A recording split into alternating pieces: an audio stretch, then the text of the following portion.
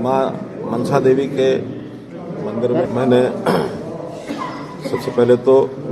देश के प्रधानमंत्री श्री नरेंद्र मोदी जी के जिस प्रकार से जीवन को उनके साथ खिलवाड़ करने की जो कोशिश की है पंजाब सरकार ने, वहाँ के शासन प्रशासन ने, मैं ऐसी स्थिति में श्री नरेंद्र मोदी जी के लंबी आयु की कामना करता हूँ कि उनके त्याग समर्पण भाव से जो इस प्रकार का जो काम चल रहा है, देश की जनता की सेवा के नाते जो लगे हैं, उनकी दीर्घायु हो। मां मृत्युंजय मंत्र के माध्यम से हवन यज्ञ करके और उनकी लंबी जीवन की कामना की है। इसी प्रकार जैसे कोविड भी तीसरी लहर उसकी जिस प्रकार से बहुत तेज गति से बढ़ रही है, निश्चित रूप से इसमें भी महामाई मां मनसा देवी का हमको आशीर्वाद मिले और ये जल्दी से बीमारी दूर हो, ऐसे मैंने कामना की है। शासकीय दृष्टि से देश के प्रधानमंत्री का पद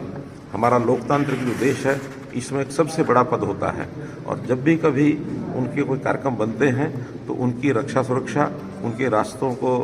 एक प्रकार से सुनिश्चित करना कि उनका जो आवागमन का रास्ता है, यातायात व्यवस्था है, ये प्रदेश सरकार की महती एक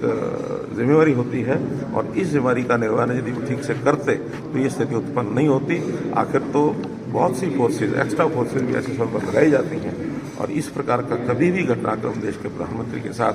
चाहे वो विरोधी पक्ष के कितने बड़े से बड़े विरोध करने वाले राज्य हों, लेकिन ऐसा कभी नहीं हुआ जैसा इन्होंने छूट दी। इनकी कहीं ना कहीं लापरवाही रही है। ये ठीक है कि वो लापरवाही की जानकारी और 2-3 दिन बाद, क्योंकि MHA ने